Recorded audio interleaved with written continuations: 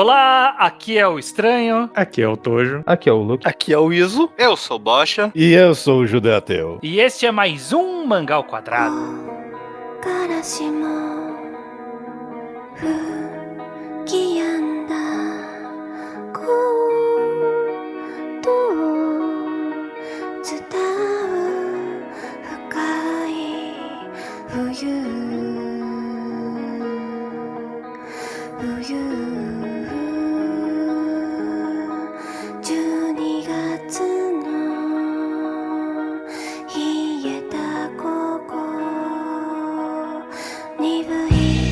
Muito bem, estamos aqui, mais um Mangá ao Quadrado. Tudo bem com vocês? Tudo bem. Tô ótimo, Estranho. E você? Tô.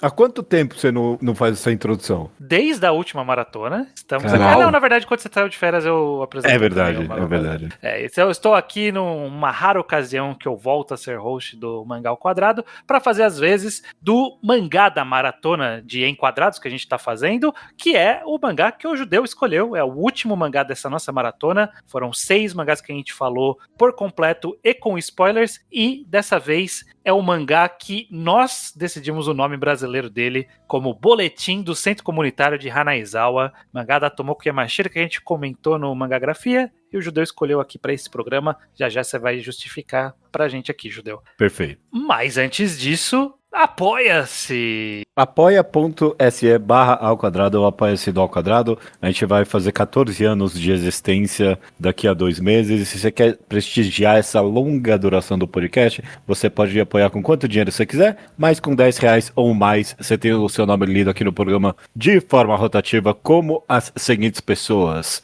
Cachorro Salsinha, Maurício Xavier, Ana Gabriela Benítez Rafael HQ. e Vlad Scheller. Muito bem, muito obrigado pelo apoio de todos vocês. Estamos aqui completando essa maratona, foram 6 programas, cada um dos participantes aqui desse programa escolheu um mangá, e estamos encerrando com o host aqui do mangá. Judeu, você escolheu numa finta, a gente até esperava um outro mangá, porque Sim. você tinha pré-anunciado pra gente nos bastidores, e no final você trocou e escolheu o mangá da Tomoko Yamashita, cujo nome original é Hanaizawa Shou, e eu já esqueci o Hanaizawa, eu escolhi Hanaizawa, E por que você resolveu Hanaizawa Shou Kouminkan Daiori? Por que você resolveu escolher esse mangá? O hipster em mim gritou estranho. Eu queria recomendar algo com a alma do ao quadrado. E o outro mangá que eu tinha pré-anunciado, ele também é bem hipster, é pouco comentado, obviamente. Mas a gente leu, sei lá quantos mangás pra mangagrafia da Tomoko Yamashita, 20, eu não sei quantos. E a gente nunca teria tocado nesse mangá em específico, o Hanaizawa Shou, se a gente não tivesse se proposto a ler a mangagrafia inteira dela, a carreira inteira dela. E ele, pra mim, é essa gema perdida. Ninguém sabe da existência desse mangá. E quando a gente leu todos aqueles, ele brilhou pra mim como algo único na carreira dela.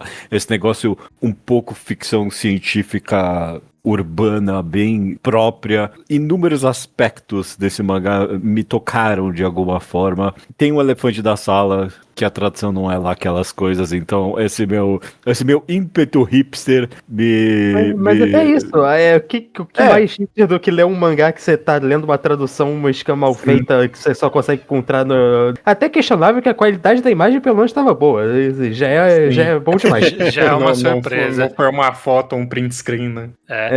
Eu acho que vale esse disclaimer, porque a gente, nesse momento da gravação desse podcast, o mangá do Boletim do Centro Comunitário de Hanaizawa, ele só saiu no Japão e na Coreia. Não saiu em nenhum país do Ocidente, então ele não tem nenhum nome oficial, por isso que a gente teve que bolar algum nome aqui pra gente, porque não tinha nem inglês, nem francês, nem nenhum outro mercado, e a única opção de tradução é uma tradução de fã, que não é das melhores, e a gente sabe que a Tomoko Yamashita em específico, uma das grandes forças dela é a escrita. Né? Então a gente não tá lendo a forma mais ótima desse mangá, eu chuto que se lermos, gostaremos mais. Sim. Mas se ainda assim a gente conseguiu gostar com uma tradução que às vezes faz uma formulação de frase bem duvidosa ali, quer dizer que tem ouro aí, então eu entendo sua escolha. E justificando mais uma vez a minha necessidade de ser underground, não é nenhum mangá que nem o outro, eu não tenho problema em falar, o outro mangá que eu tava planejando falar era Gunjo. E Gunjo, a hipsteragem conhece. Qual é? Vai. Tipo, ele tem um pequeno status cult nele. Hanaizawa Show, a gente tá introduzindo esse mangá ao mundo. É o mesmo sentimento estranho que eu tinha em 2012, quando eu recomendei, foda-se, The Music of Mary. Eu tenho de novo agora falando de Hanaizawa Show, sabe? Bibliomania acho que foi um bom exemplo também. É um Bibliomania, talvez, algo assim. Eu gosto muito dessa sensação de, não, eu tô introduzindo esse mangá ao mundo. Então tá aí. Não é por causa de nada que tem no mangá estranho, é pelo meu próprio sentimento. O seu ego. É o seu ego que a gente tá falando. Meu ego falou mais alto. Pelo seu ego, ok, muito bem. Mas vamos lá, vamos falar do mangá, como sempre anunciado, ele é com spoilers, então a gente recomenda que vá atrás de ler para poder ouvir aqui o programa. Ele é um mangá relativamente curto, né, ele é, de todos aqui recomendados nessa última maratona, ele se aproxima mais do Club Poe, no sentido de que ele é uma coletânea, né, ele tem uma história e um grande arco narrativo que vai permear a história toda, mas ele mostra flashes de momentos diversos, inclusive de forma similar ao Club Poe, fora de ordem. Vou começar então, o Judeu já falou bastante, eu vou começar com o Iso, que não estava na mangagrafia, então ele leu aqui para esse programa. Como foi para você essa leitura aqui, essa jornada por várias pequenas histórias, como foi se situar numa cidade pequena, que você também tem um histórico com cidade pequena, como que foi isso aí? Eu quero saber muito a sua opinião, Iso, porque só rapidinho, eu relendo esse mangá, na época que eu li pela primeira vez, eu não pensei nisso, mas relendo aqui eu pensei, caralho, o Iso tem que amar esse mangá, porque ele é um diário de ódio à cidade pequena, então o Iso vai gostar desse Seria mangá, o maior pesadelo do Iso, ficar preso pra e muito pequena, nossa, não é todo capítulo que termina com, nossa, a cidade é muito pequena. Sim. A parte da coletânea do Fora de Ordem me pegou um pouco na rasteira, porque não tinham sinalizações tão claras quanto está prestando muita atenção em todo o contexto, e eu não tinha gravado muito claro todos os personagens, então, já vez no meio do capítulo fala, pera, esse personagem eu tô conhecendo desse capítulo, ou eu vi ele em outro lugar? Exceto a menina que eu tinha o Diário da Mãe, essa eu reconhecia, mas essa falava o nome dela. Página sim, página não.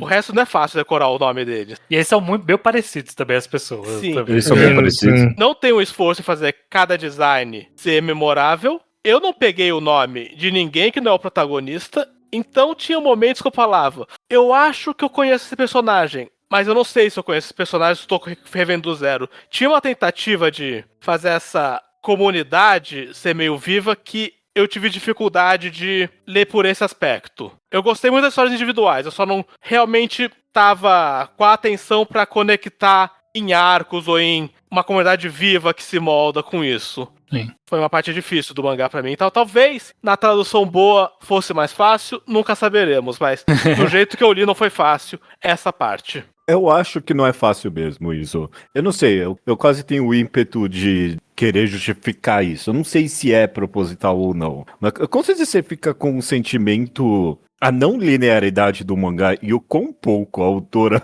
te dá os tatos fáceis para identificar em que momento tá passando, causa essa perca de percepção de tempo e realidade completa na história. Todo começo de capítulo é um pequeno trabalho detetivesco que você tem, né? De tipo, ok, quando é que tá passando isso? Quantos anos depois da cúpula cair que esse mangá tá... que esse capítulo tá acontecendo? Eu quase sinto que é proposital. Eles ajudam quando eles colocam, porque o capítulo sempre começa com o centro comunitário e você vê o estado de dilapidação que ele tá. A deterioração ajuda a perceber. Mas eu senti muito isso nessa segunda leitura aqui que eu tô tendo. Eu li pra mangagrafia e li agora pela segunda vez e foi aí que eu notei. Esse é o centro comunitário. Cada vez que começa tá me mostrando mais ou menos no tempo onde ele tá. Eu não tô na segunda leitura, eu não foquei muito na parte do centro comunitário. Agora eu pensei em retrospecto, eu devia ter realmente focado nessa parte no começo do capítulo. Passou por mim. Não é tão assim. Não é tão exposto. Legal. Da mesma forma que ela também, no começo dos primeiros capítulos, ela faz um pouco de questão de citar quantos anos passou desde que aconteceu o incidente. Só que é uma forma que ninguém nunca lembra qual que era o número do... Tipo, o primeiro capítulo fala, faz 15...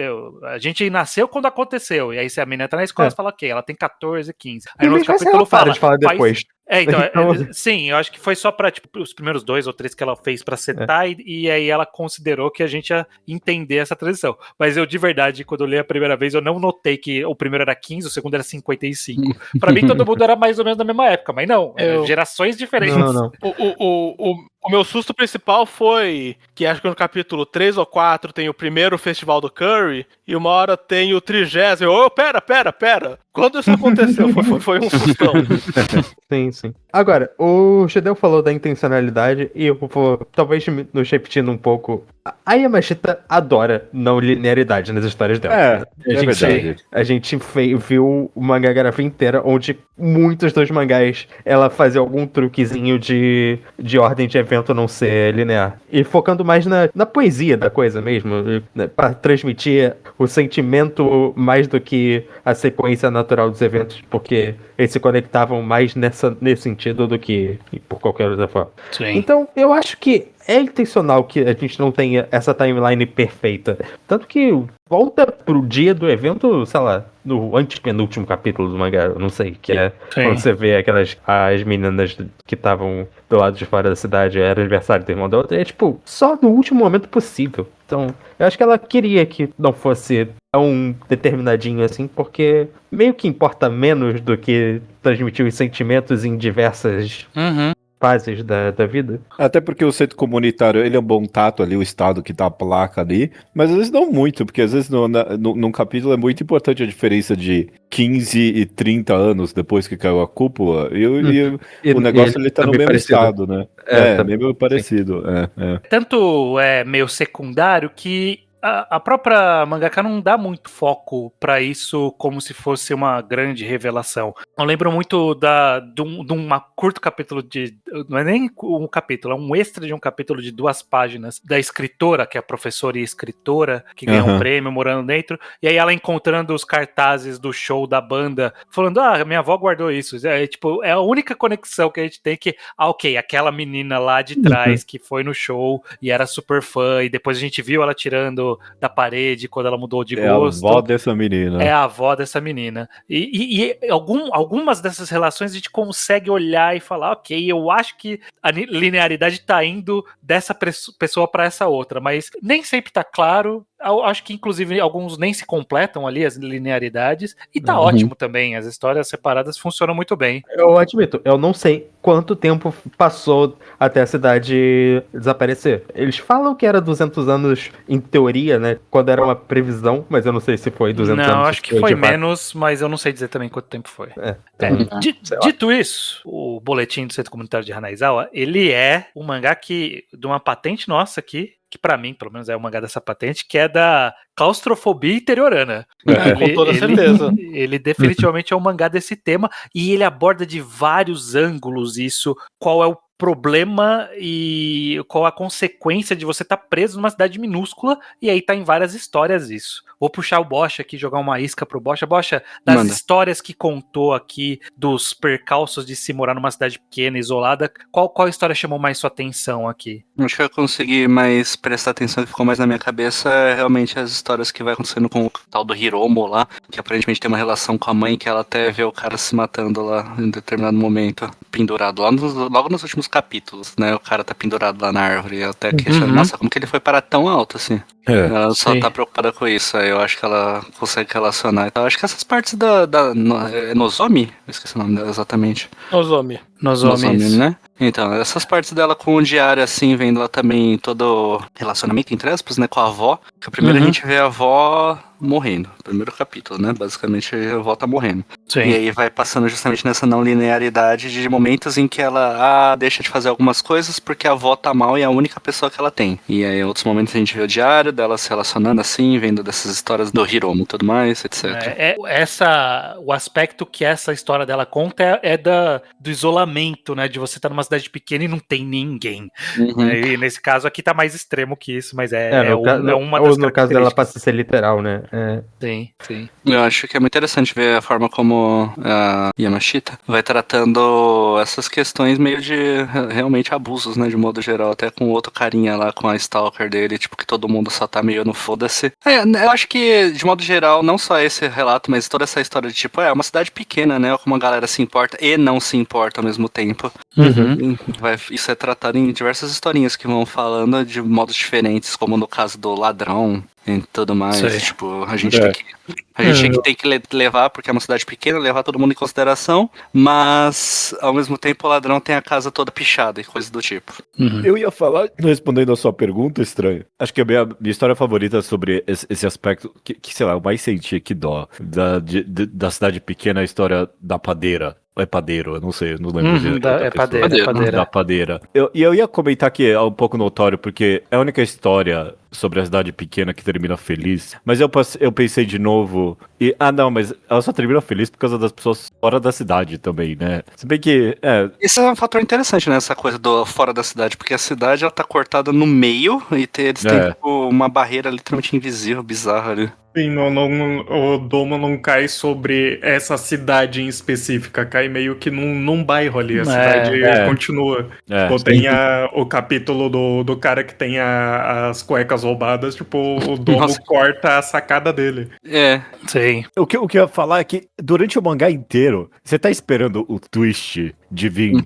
Não, Hanaizawa, essa cidade é muito grande. Se você tá esperando o capítulo em que ele vai dar o twist, que alguém percebe, por causa da comunidade, por causa das pessoas, porque todo mundo se juntou por causa desse acidente, criou-se algo incrível por causa das circunstâncias, você tá esperando o twist, não, na verdade essa cidade é grande. E não vem.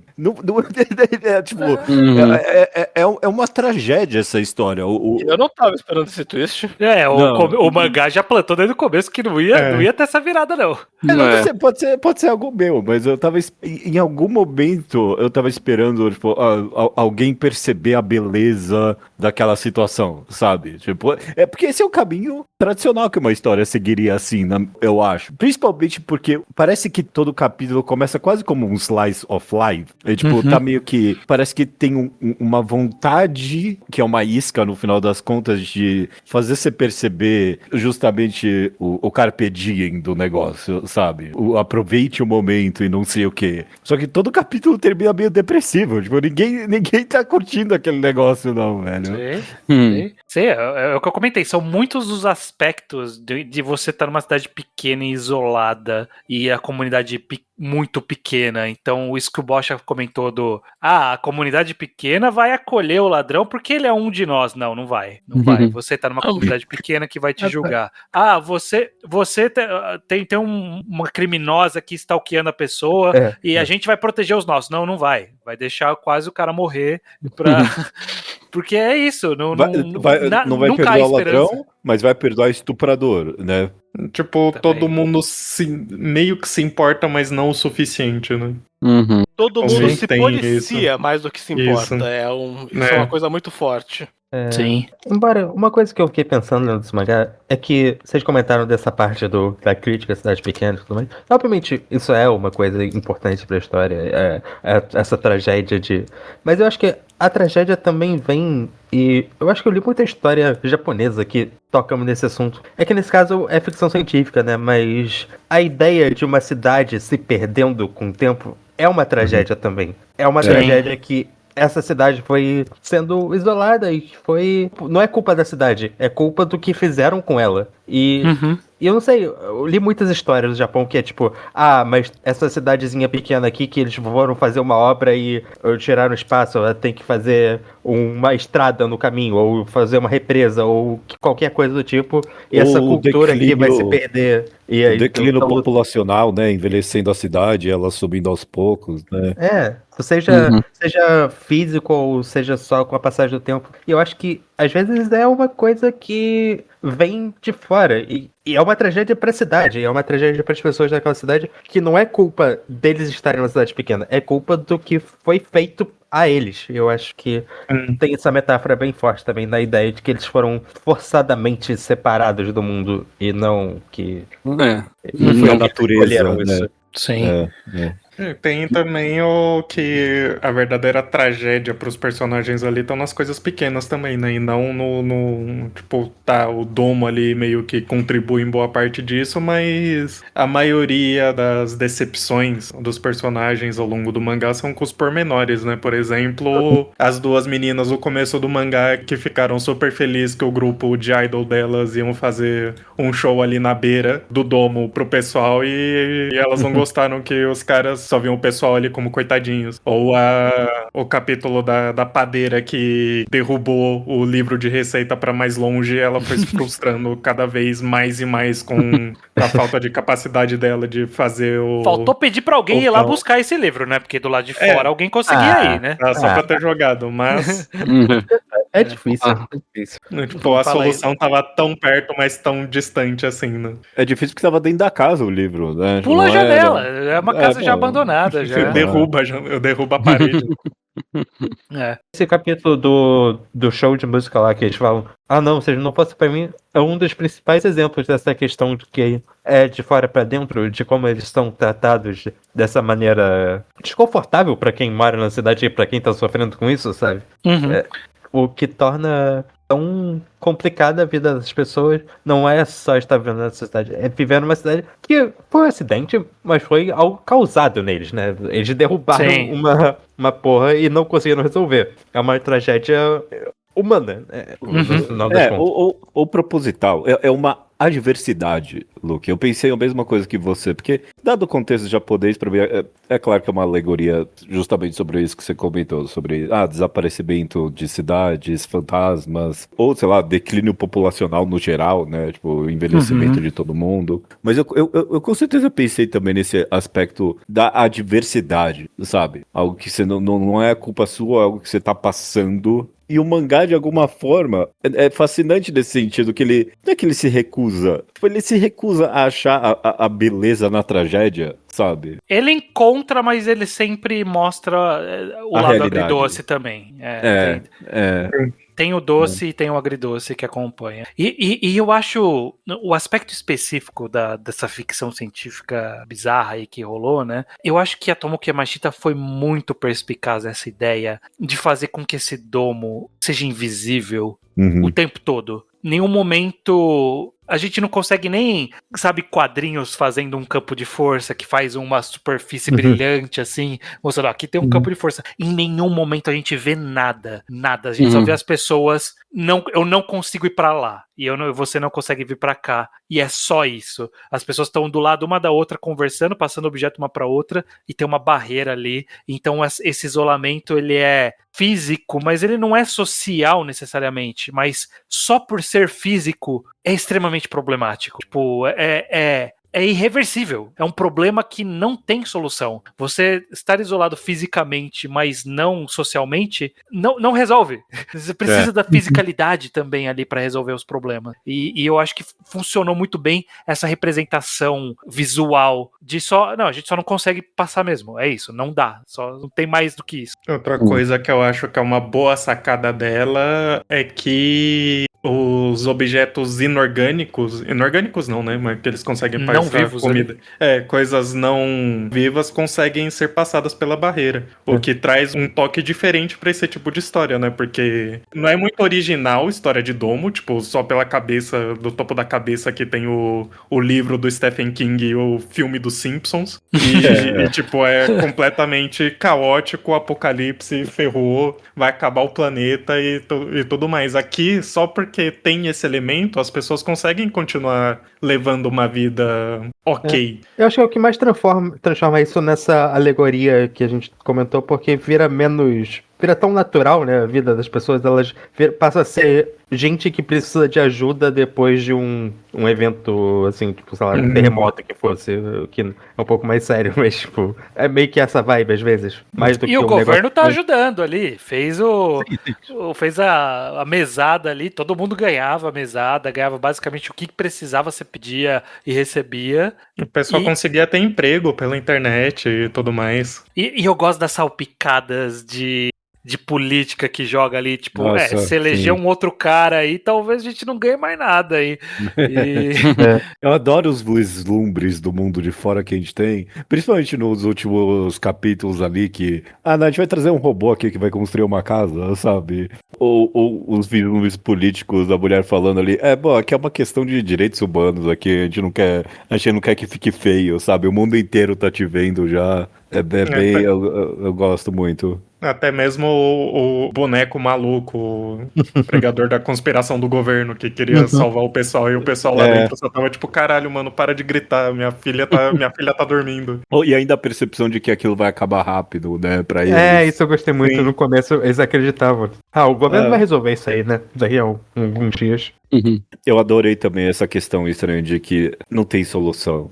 Os últimos 2 capítulos é tão doído esse mangá terminar em tragédia como ele termina. Mas é justamente por causa disso que você comentou. É duplamente tão tocante o esforço que aquele casal faz, sabe? Pô, constrói a casa ali no meio do muro. Toda a arquitetura feita para eles se sentirem morando juntos. É todo um esforço pra vencer essa adversidade, mas o mangá não entrega no final. Ele tipo, não é insuficiente, sabe? Não é o bastante, não tem solução pra isso. Viver fisicamente é tão importante quanto socialmente, não é? E o que vocês acham dessa mensagem? Vocês acham que é muito entreguista da Yamashita pensar que, tipo, não tem, você não tem como não tocar a pessoa que você ama? O objetivo da ficção científica é meio que isso, né? Nos colocar em umas situações absurdas e a gente tentar analisar nossa mente humana, nossos sentimentos em relação a isso. Isa, o que você acha? Você acha que, tipo, é isso mesmo? Se não tem como tocar, não tem como... Não dá pra cumprir o amor de forma plena? Até dá pra dar um jeito, acho que tudo dá pra dar um jeito, mas nesse contexto, no tipo, você pode morar com a pessoa, você pode ver ela todo dia, você só não pode tocar, é muito mais complicado. E foi devastador, principalmente pra personagem, porque ela era a última pessoa ali viva, né? Sim. Ela não tinha... Não era que ela não tinha o toque da pessoa que ela amava, ela não tinha o toque de mais ninguém.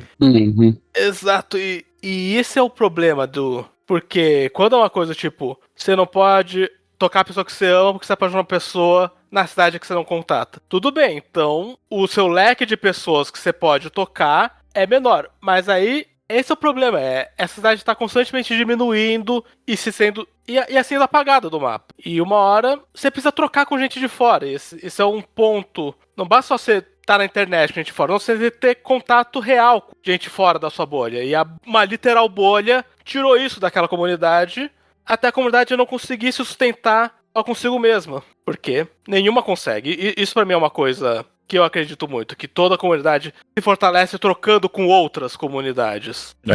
Quando você isola uma, ela só se autodestrói. Não só autodestrói, parece que eles se matam. Não, mas só não rende. Isso eu acho que foi uma das muitas mensagens que ficam implícitas nesse isolamento, né? Que é justamente que o ser humano não é uma ilha, é uma frase sempre repetida, mas até uma comunidade não é uma ilha, né? Tipo, você pode... Até existem tribos e povos isolados que vivem bem ali, mas até eles precisam de mais do que um espaço limitado. Mas eles interagem com outros povos. Também. Alguns sim, outros, mas pelo menos eles têm espaço de expansão, eles têm espaço de mudança, né? Você pode, em qualquer comunidade isolada, você pode só fundar uma nova, ir pro lado, criar uma nova vertente, e pode sim se relacionar com outros grupos. E aqui não tinha essa possibilidade. Era ou todo mundo aqui faz uma matemática muito louca pra gente continuar tendo filhos e essa comunidade existir pra sempre, ou a gente tá fadado a morrer. E desde o começo, o estudo que falaram logo no começo, falaram, em 200 anos não vai ter mais, é isso, não tem como, não vai sobreviver. E provavelmente acabou antes disso, né, provando que é até pior, né, na prática ali. Então é bem interessante essa abordagem de que uma comunidade morre se ela não tiver como expandir ela, né? Tipo, não tem espaço para troca, não tem espaço para expansão.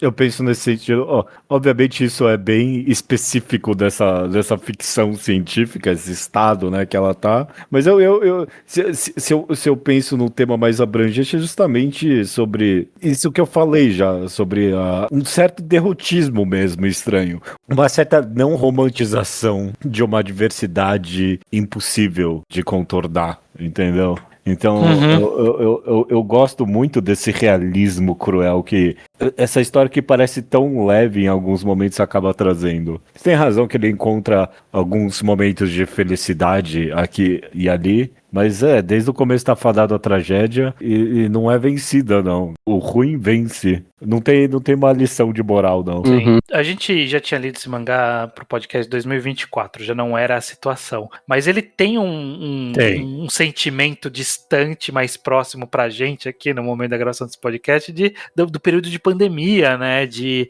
isolamento, da proximidade social, no sentido de que você conseguia falar com as pessoas, mas você não podia tocá-las, né? Você não podia encontrá-las. E a história precede muito, né?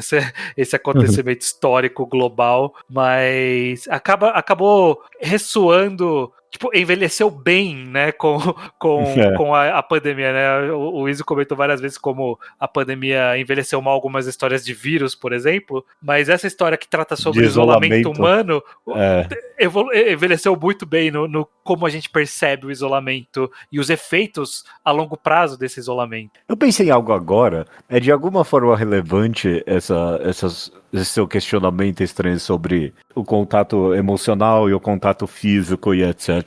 Para essa nova era de amizades online, sabe? Tipo, das pessoas terem esses montes de contatos virtuais e vários deles a pessoa realmente nunca vai ver fisicamente. Mas eu acho que, mesmo nessas amizades online, a possibilidade de se encontrar, e mesmo que você veja a pessoa de vez em nunca, é muito diferente de um isolamento completo, entendeu? Alguém que, talvez tenha gente escutando esse podcast que se sente assim, mas alguém que só tem amizades online e nunca vê ninguém fisicamente, sabe? Não é bom, não é saudável, não é legal, não. Você tem que fazer um certo esforço pra ir além disso.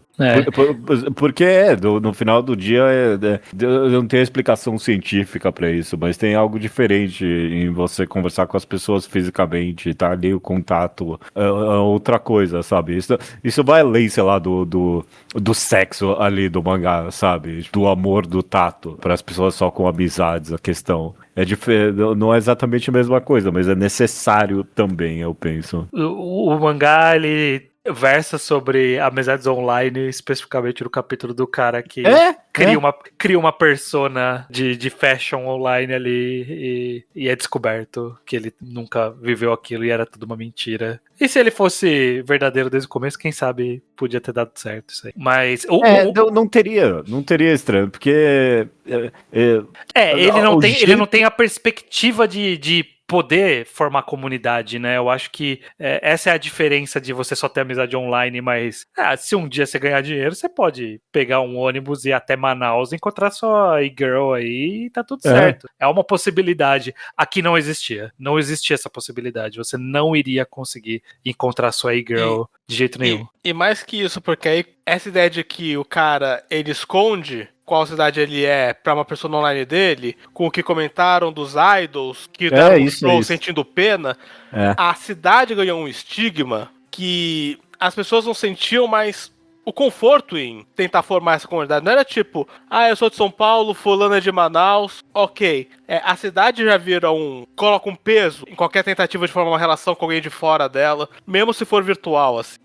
Porque ela é vista como esse lugar condenado, esse lugar que deu errado, esse lugar que precisa de ajuda. E o governo dá ajuda, mas eles não estão recebendo o calor das pessoas. E não tem como receber mesmo, né? No final das contas é isso mesmo. O que ele queria era ter a sensação de ter essa vida que ele não pode ter no final das contas. Ele poderia ter sido honesto e formar algum tipo de amizades, mas é só isso. A amizade que ele teria sempre estariam transpostas por esse filtro do estigma de ele ser diferente, né? Ele não ser que nem essas pessoas aí, de que ele nunca vai poder encontrar elas. Essa história não termina feliz, essa história do cara. Nenhuma história termina feliz. Quem termina bem ali, quem morre com uma velhice, vivi aqui dentro, vivi feliz até o fim da vida, foi isolado, mas, aproveitamos aqui. Todo mundo morre miserável aqui, não tem como. Ou pelo menos o mangá não mostra, né? Pode ser que tenha.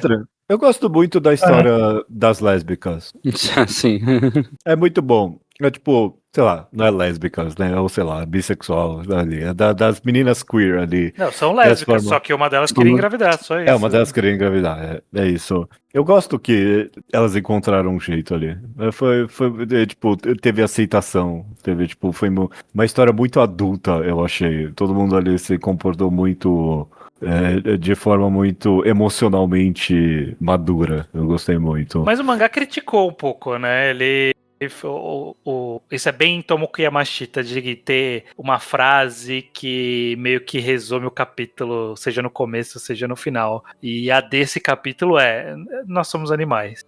Isso, né? É isso. No final, a gente é só animal reagindo a instinto. Então tem uma tristeza nessa felicidade de aceitação, há uma ironia, no mínimo. Se não uma tristeza, pelo menos uma ironia aí da Yamashita. Tem sim. Beleza, são muitas histórias soltas. Eu não sei se a gente tem alguma mais que queira comentar. Luke, tem mais alguma história solta ou algum aspecto que você queira comentar aqui desses 3 volumes do mangá? Acho que a gente acabou passando por todas as histórias soltas que ficaram mais marcadas enquanto a gente explicava a história. Então eu queria aproveitar e só comentar que eu acho o primeiro capítulo desse mangá muito bom.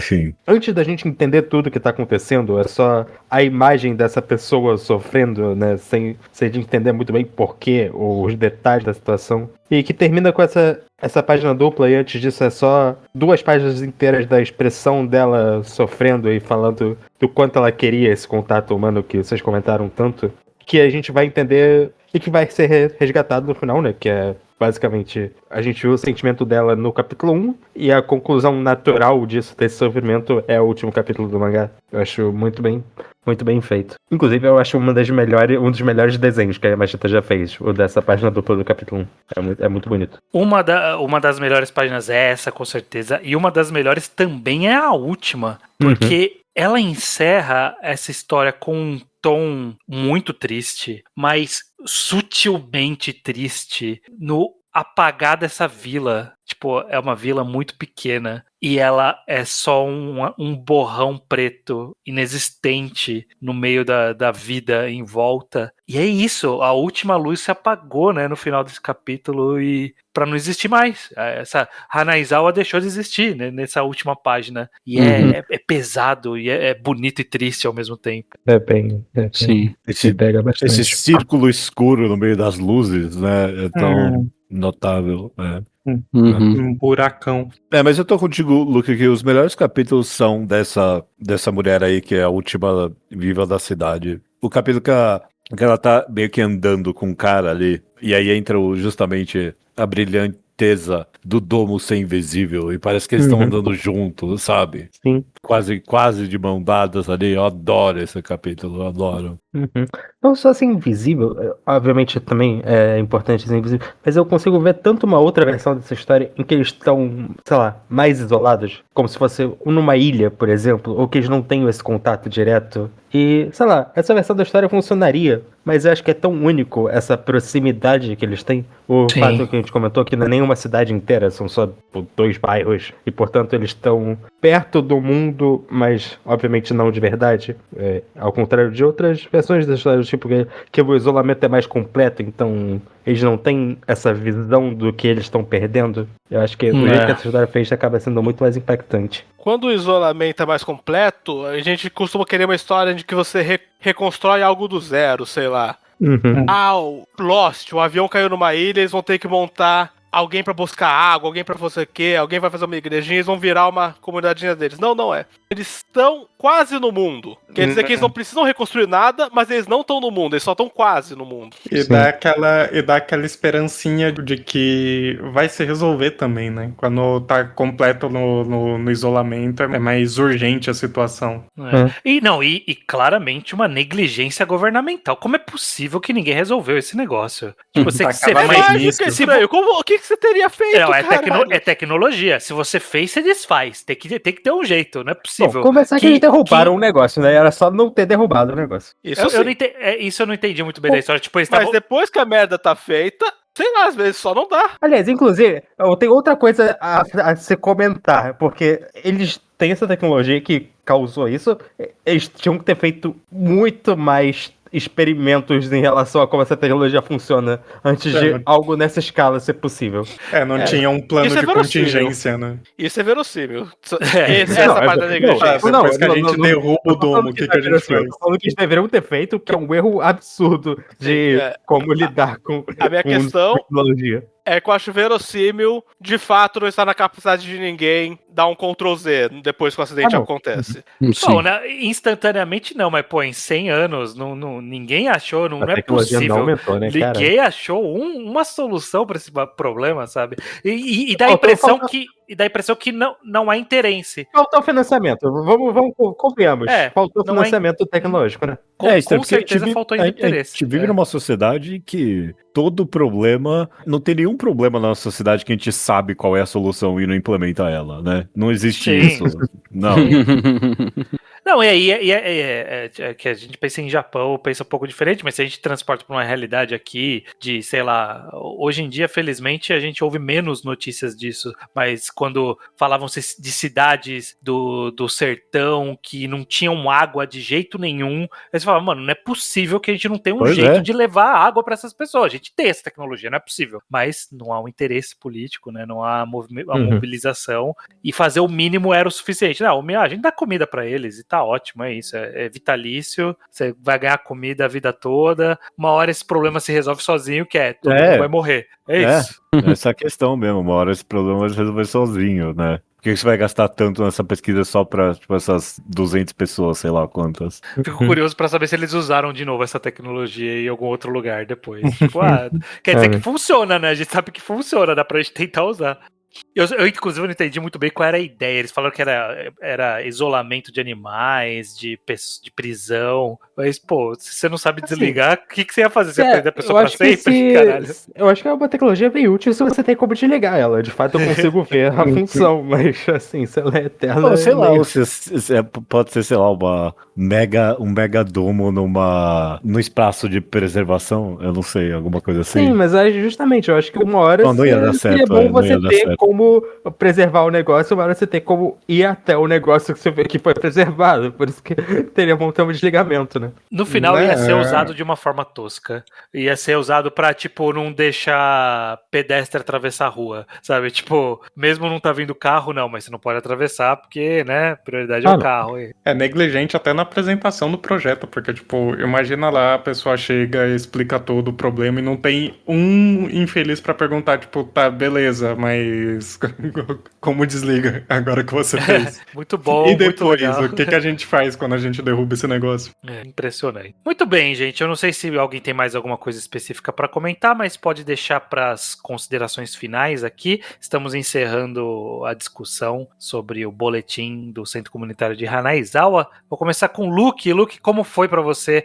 Eu sei que está relendo, porque você estava na mangagrafia. Como foi para você essa releitura e suas considerações finais sobre o mangá? Foi muito bom reler, até porque relendo meio você já sabe a história, a tradução incomoda um pouco menos, porque você já sabe pra onde tá indo, né? Você não tem muito onde sofrer, né? Mas eu gosto muito de como Eu comentei mais cedo que a Yamashita gosta muito de não linearidade. E eu gosto muito de como a Yamashita usa a não linearidade pra transmitir esse tipo de atmosfera das histórias dela. Esse conjunto que é feito de várias pequenas histórias que formam um tema maior. E Kokuri que é mais direto, embora ainda faça isso em alguns capítulos específicos, Hibari no Asa, que a gente leu também pro podcast, é sempre uma coletânea de histórias de personagens que vão se juntando em relação a esse tema também. É uma coisa diferente, mas a estrutura é similar. E eu acho que ela usa isso muito bem para contar esse todo maior feito de pequenas partes. Eu acho que funciona muito bem aqui. Como qualquer história de coletânea, como você adora falar, Estranho, tem algumas histórias que eu passo o capítulo e penso, foda-se, né? Eu não liguei tanto pra isso daqui, mas vamos o cara musculoso, né? É isso que você tá pensando. Você tá pensando no cara musculoso. Eu tinha até esquecido, então, pra todos os efeitos, sim, era nele que eu tava pensando. Mas tem muitas histórias bem impactantes também. Eu realmente gosto de. Eu acho que eu leria um mangá inteiro que não fosse episódio, que eu fosse só de uma menina sofrendo com a ideia de ser a última de uma vila, porque essa história, por si só, já daria um mangá muito bom. E eu acho que ela acrescenta muita coisa além disso pra ser um mangá que eu gosto muito. Eu adoro a autora. Esse é um dos meus mangás favoritos da Yamashita, com certeza. Muito bem. Tojo, considerações finais. Achei engraçado o fato de eu ter participado da mangagrafia da Tomoko Yamashita, mas não ter lido esse mangá. Eu não sei o que aconteceu no passado, mas esse mangá acabou passando batido por mim quando eu gravei a mangagrafia, mas fico muito feliz de ter lido agora. É realmente um excelente mangá, tem tudo que eu gosto da Yamashita aqui. E, infelizmente a tradução não tava lá aquelas coisas, mas eu não senti tanto assim a má qualidade da tradução, tirando em um capítulo específico, que é o dos médicos, que aquele eu não entendi desgraça nenhuma. Pior que aquele foi um problema. Aquele realmente eu senti que talvez uma tradução melhorasse a situação. Tipo, até o do cinema que o Estranho comentou no grupo, eu consegui entender super de boa, mas esse... eu entendi a piada, mas as frases estavam terríveis. Mas esse do médico realmente parecia que eu tava vendo um negócio alienígena ali. Eu acho que a gente perdeu alguma coisa na conclusão da história do médico ali, né? Tipo, por que o menino era o sacrifício que ele nomeou dessa forma? Porque ele ia ter que ser o médico que ia cuidar das pessoas? E aí, né? O que ele quis dizer? Com certeza a Yamashita tem um texto muito bom explicando isso e a gente não conseguiu conhecer esse texto. Então fica aí a dica para as editoras do Brasil de trazer esse mangá pra cá pra gente conseguir entender o capítulo do médico. Muito bom. Bocha, considerações finais. Já aproveitando esse gancho aí da tradução, acho que seria muito importante porque deve ter várias nuances bem interessantes ali. Inclusive uma parte divertida pra mim em alguns capítulos, em vários momentos assim, era tentar imaginar o que tava sendo escrito em japonês ali. Tem algum capítulo específico que, tipo, eu não lembro exatamente, mas é no começo que o cara tá falando no computador, acho que justamente com o psicólogo, um professor lá, é um psicólogo assim. A gente vai falando várias coisas, o cara fica alguma coisa assim, meio que concordando e tal. Eu fico imaginando, em japonês deve ter só os hai, tipo de I understand, qualquer coisa do tipo, tá, eu entendo o que isso quer dizer, não exatamente uma concordância real com o que ele tava falando. Pra mim isso era uma parte divertida em vários momentos, acho que seria interessante uma tradução melhor pra aproveitar melhor mesmo, mas eu acho que no geral isso não perde a essência final. E eu já puxo também o gancho do Luke, que tem bastante capítulo que é bem difícil de se aproveitar por si só, né? Aí com a tradução fica meio difícil. Foi uma boa leitura, né? Eu não tinha participado desse da Yamashita, não lembro por quê. Você não leu? Não, eu não participei da Yamashita. Eu não Exato, você não leu tudo. Eu não li nada, eu sei disso, porque eu nunca li nada da Yamashita, eu acho. Talvez eu tenha lido. É porque era muita coisa, eu acho. Provavelmente. Mas acho que seria interessante, olhando assim, ter participado, porque parece que tem bastante coisa interessante aí. Eu gostei desse mangá de modo geral. Ela tem uma boa carreira, Bocha. Se você não leu mais coisa dela, vai com fé que ela tem muita coisa boa. Só complementando o comentário do... Tem. Complementando um pouco o comentário do Bocha, que tipo, acho que um dos maiores destaques assim da Tomoko Yamashita como escritora é o quão bem ela consegue fazer essas conversas e esses diálogos mais naturais. Então, quando a tradução não tá boa, fica tudo muito esquisito mesmo. Fica, mas quando acerta, não naturais. Quando acerta, fica perfeito. Muito bom. Iso, considerações finais aqui. Bom mangá, gostei de ter lido ele. Eu quero chamar a atenção pro capítulo do cinema, Porque, como vocês falaram no começo, eu não sou nem um pouco fã da vida da cidade interior. E uma das coisas que me incomoda quando eu tô no interior é o quão difícil é acesso à cultura. O quanto você meio que pega o resto do que oferecem na capital. E eu morei por um tempo numa cidade do Chile em que não tinha nenhum tipo de cinema. Você tinha que pegar 2 horas de ônibus pra ir até a cidade vizinha pra lá ter cinema. Caralho. Então, toda essa ideia dos garotos curiosos, o que acontece de tão especial nessa casa, e descobre que nessa casa alguém passa um filme, eu achei tão bacana essa ideia. Sei. De achar que era uma prostituta, né? Eles achavam que... Eles acharam que era uma prostituta. E não, mas no fim eles pensaram, foi só um filme, mas porra, isso foi muito da hora. Eu, inclusive, tudo de bom pra essa mulher, parabéns pra ela, eu espero que ela tenha tido uma boa vida dentro de Hanaizawa. Não sabemos o que aconteceu com ela. Ela fez a parte dela, pra todo mundo ficar feliz.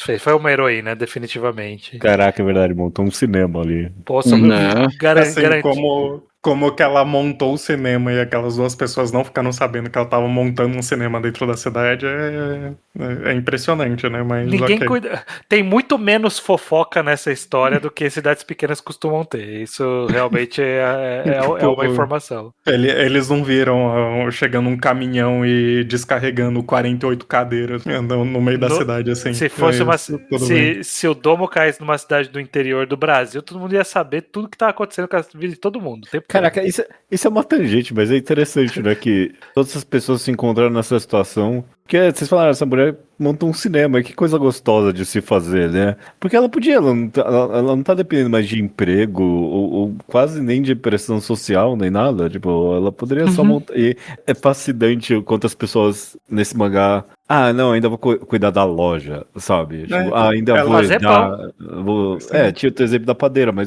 o cara ali herdou, tipo, a barbearia da família, sabe? E tipo, ela podia ter feito uma locadora, mas não, ela quis fazer um cinema. Que ela senta pra assistir junto. Eu vou dar minhas considerações pra deixar o Judeu pra encerrar o programa dele próprio, como foi a tradição até aqui.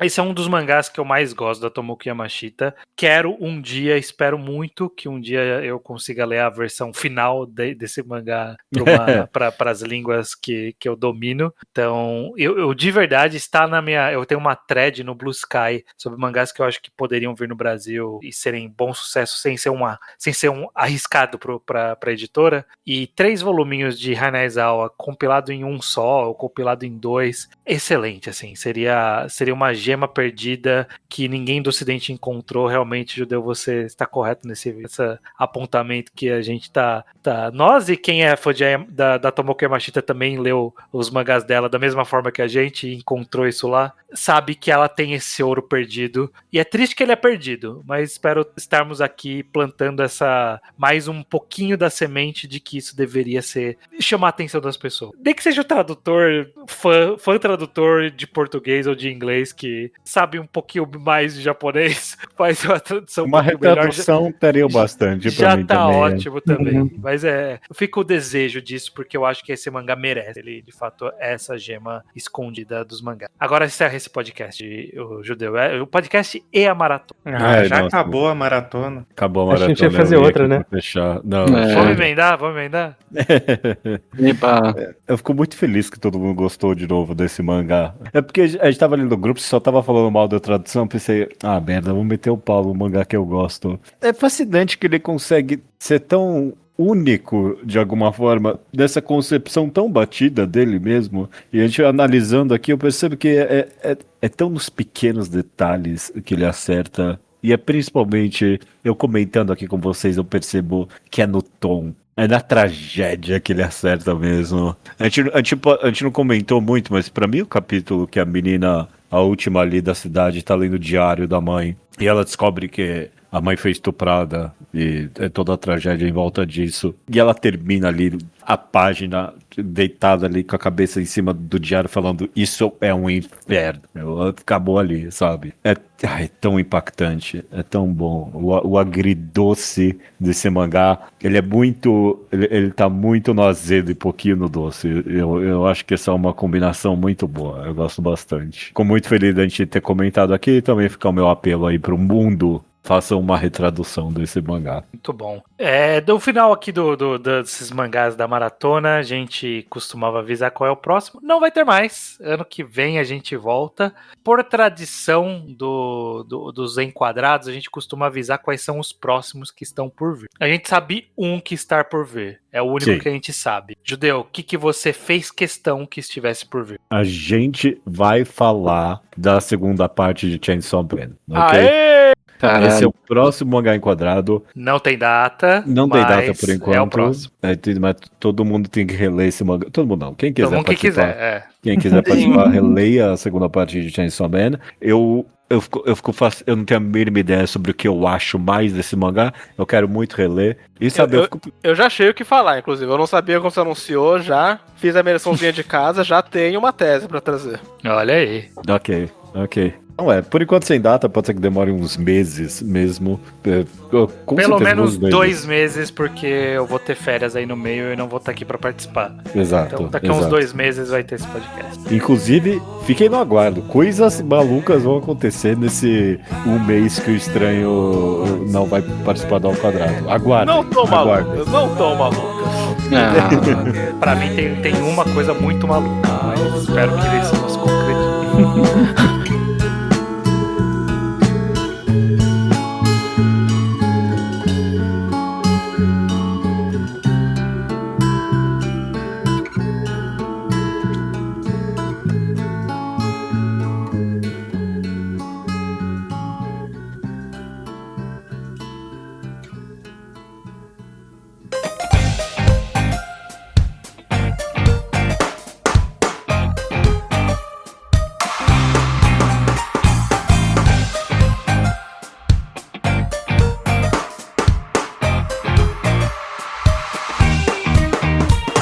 Recomendação da semana é minha, ou Judeu teu? Sua, Judeu, o que você vai trazer pra gente aqui? Vou roubar, Estranho. Eu vou roubar a recomendação e eu vou recomendar um mangá da Tomoki Yamashita. Faz sentido, né? A gente acabou de comentar o mangá dela. Claro. A gente muito elogiou e falou da deliciosa mangagrafia que a gente gravou da carreira dela. E um dos mangás que eu li pra mangagrafia dela, que eu não tinha lido, apesar de ser possivelmente o maior sucesso dela, competindo ali pau a pau com o Kokunik, o título em português é A Noite Além da Janela Triangular, ou original Sankaku Mado no Sotogawa Yoro. Eu não tinha lido antes da mangagrafia, eu fui muito bem surpreendido. Eu sabia que era um BL, a única coisa que eu sabia, na verdade, mangá, que era um BL. Esse é bom. Esse é bom. Tinham que vender mais o aspecto mistérios sobrenatural desse mangá. Eu quase quero falar que ele é tipo... Ele é um Hannibal, a série, né? A série Hannibal. Só que em vez... Só que mais gay. Bom, difícil, viu? Difícil. Tão gay quanto, eu diria. Só que em vez do cara resolver as coisas entrando na cabeça de psicopatas, ele resolve as coisas tendo orgasmos. É isso. Essa é a premissa. A premissa, na real, é desse cara que vê fantasmas no mundo. Ele encontra um exorcista que meio que resolve o medo dele de fantasmas tocando nele e ele tendo um orgasmo. Essa parte meio que sexual, cômica, de verdade, do mangá, ela tem seus altos e baixos na duração dele, mas ele entra em algumas boas seriedades e num cast muito carismático. É fascinante o quão longe esse mangá consegue ir com esses personagens e o drama deles acaba envolvendo com esses fantasmas e tudo mais. É muito divertido. Eu adoro o protagonista e eu adoro o co-protagonista, que é o exorcista. É muito tocante, no final das contas, ele acaba tocando em assuntos bem intimistas, vamos colocar assim. Eu adoro. Eu sei que é um favorito seu também, né, Tojo? Sim, e uma trivia muito importante sobre ele é que ele acabou 2 anos antes do assassinato do Shinzo Abe, então talvez tenha tido uma influência aí por parte do assassino, já que ele lida com coisas parecidas. O mangá ele tem um grande plot da metade pra frente ali sobre culto, então faz parte. O mangá ele já saiu no Brasil, completo pela editora New Pop. Eu tenho até, inclusive, a gente falou o programa inteiro sobre tradução da Tomoki Yamashita. Eu não acho que foi uma boa tradução a que a New Pop fez. Ela é um pouco travada, não é tão ruim quanto as fãs traduções aí dos outros mangás da Yamashita, mas esse ele é um pouquinho mais travado do que eu acho que deveria ser. E eu consigo ver onde eles... Tipo, eu não sei japonês e eu consigo imaginar que, isso aqui ia dizer outra coisa e eles se enrolaram. Mas é legível. É legível e a coleção já está completa, o que é raro pra New Pop também. Tem a adaptação em anime e em live action também. Você vê figurinha se mexendo no Fosso à Praia. Olha aí. Quero muito saber como que é o orgasmo do cara quando ele é tocado pelo fantasma. Curioso. No live action, né? Eu também fico curioso. Mas é isso, então. Dá uma última vez o nome só pra gente finalizar aqui. A Noite Além da Janela Triangular, da Tomoki Yamashita. Muito bem. Dito isso, então, até semana que vem. Até semana que vem.